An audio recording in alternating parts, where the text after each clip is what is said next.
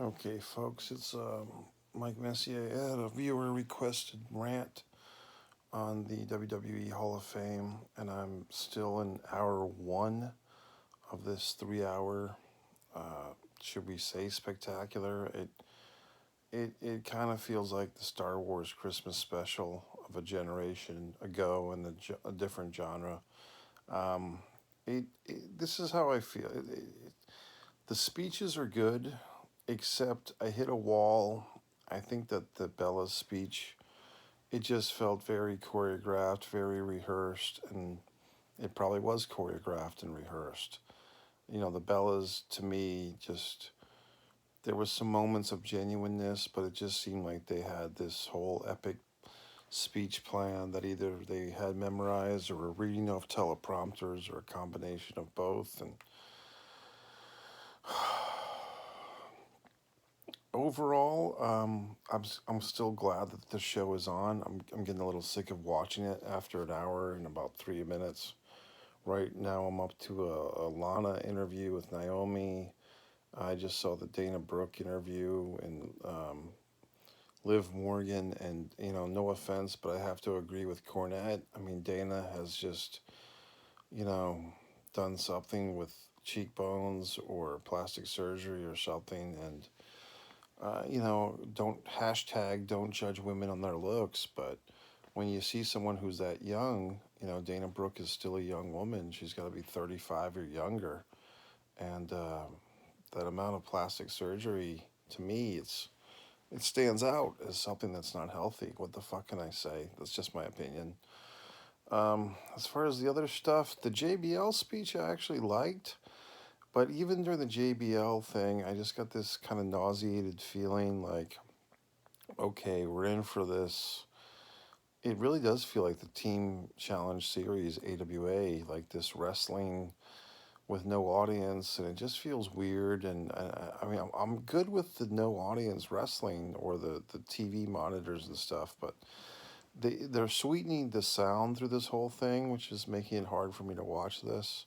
I'm watching a lot of The Office these days, and there's no laugh track on that show, so make me laugh or make me cry. Just this sweetening of the sound is just really hard to deal with. Nice to see the Jushin Liger thing. Um, I don't know. Asking everybody what they think about the NWO is getting a little old. Xavier Woods, kind of just the arrogance that guy lives in is incredible to me. I mean, I give him credit for sharing an evening with Paige and turning the page, so to speak. But I mean, Xavier Woods to me is just an annoying fuck. I'm sorry. And just listening to his arrogance about just taking it for granted that he'll be going into the Hall of Fame. And, that always goes to the same old question. There is no physical Hall of Fame.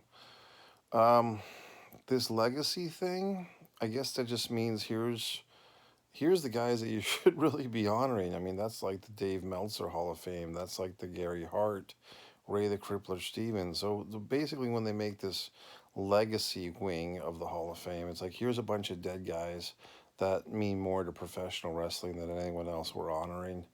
I mean, you're going to compare Gary Hart and Ray Stevens to Greg Khali, give me a fucking break. So I don't know what to say. I mean, I'm sure I'm forgetting something. The This is something I want to bring up to the viewer that requested this. The Harry Hart speech, or Harry Smith speech, honoring his father. He said Hart a million times. Okay, first of all, what's the deal with the Brian Pillman thing? Like, they're not showing Brian Pillman with the Hart Foundation, and they're not showing Brian Pillman as Jushin Liger's #1 rival in American wrestling. Is that because his son is now doing promos with Mike Messier for A Distance from Avalon when the dying and the dead reunite, as seen on Celebrity What's in the Bag? Are you blackballing the spirit of Brian Pillman Jr. Or the senior because his son is with AEW? I don't understand it. But twice they've not shown Brian Pillman, flying Brian Pillman as part of these important things back to back, really, because they didn't show him with Davey Boy in the Hart Foundation in '97, and then they didn't show him feuding with Jushin Liger. I don't get it. WWE is weird as usual. And of course, the apologists would say, "Oh, blah blah blah." I know when something's wrong. Okay. Um, what else? Oh God, what can I say? I don't know. The sweetening of the sound just pisses me off. I lost my train of fucking thought. Oh, I know what I was saying. Harry Smith or Harry Boy Smith, whatever the fuck, bringing out the dog Betty or whatever the fucking the dog's name is. Um, why didn't the women get to speak? I mean, Christ. Davy Boy's widow looked hot as fuck. I mean, she's got to be 55 or something. You know, that's Brett's sister, but she looked just as fruitful as she did 30 years ago with that Davy Boy Brett feud or the 96, 97 Martha, whatever the fuck her name is. Not Martha, you know, whoever. Davy Boy's widow looking ripe, to be honest. So why can't she speak? Why can't the daughter speak? I mean, it's a little bit insulting. I mean, is it because they're trying to see if this kid Harry Smith is worth signing? To be honest, I mean, I know he's speaking about his deceased father, but he wasn't a really good speaker. I thought he kind of sucked, and the whole heart thing. I mean, what the fuck?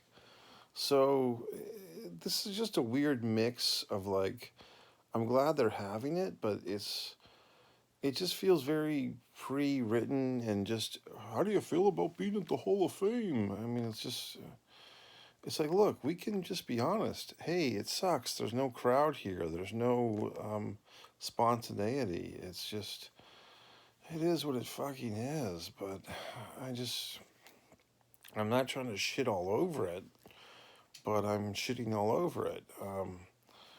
So there's a bunch of shit I haven't gotten to. I just, but I guess I'm not enjoying it. You know what I mean? Like, I, is that wrong for me to say that? Like, I'm not enjoying this Hall of fucking Fame. Um, and is there a reason to watch it if you're not enjoying it? I'll be honest, folks. I didn't watch Monday Night Raw last night. Did you? I mean, I just didn't feel like it was good or it was going to be good. And I started, to be honest, I put it on, I put the show on, and this is what happened. I put it on, whatever the fuck.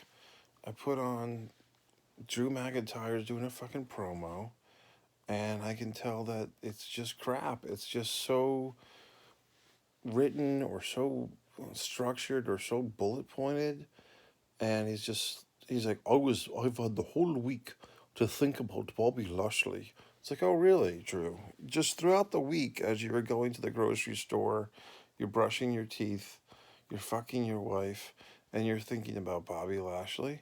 Is that truly what I'm supposed to believe? I had the whole week to think about Bobby Lashley and think about being the WWE heavyweight champion of the world. And I just had to think that Bobby Lashley is spending the whole week thinking about me, Drew McIntyre, as I got through my former best friend, Sheamus. We had ourselves a Scottish flag match where the winner got to wave the Scottish flag and the loser had to take a shit on a toilet with the lid down. I mean, I can't tolerate this stuff anymore. So the best way to enjoy this goddamn WWE WrestleMania week is to pick your fucking spots. Watch what you can and don't watch what you can't. And I just hit the fucking wall with that god awful fucking BELLAS speech. It's just horrendous. And it's not because they're women, and it's not. I mean, I was curious if she was going to say anything about Cena, and I guess she did. She said, "Thank you, John." Of course, she couldn't say his fucking name. Maybe John was on the stage. We just didn't see him. Hoo hoo. But the problem with WWE, as we all fucking know, is it's too micromanaged. It's too Vinced. And none of us can tolerate it anymore. And even when they try, they fail. They fail. I'm hoping that WrestleMania is good. I think it will be because typically with the WWE, the last couple of years, their pay-per-views are good by comparison because the pay-per-views are mostly just the wrestling matches. So you can forego all the goddamn storyline bullshit any fucking way. Now I want to watch The Office. No fucking sweetening of the sound. Just, a guy watching the goddamn Office. Mike Messier.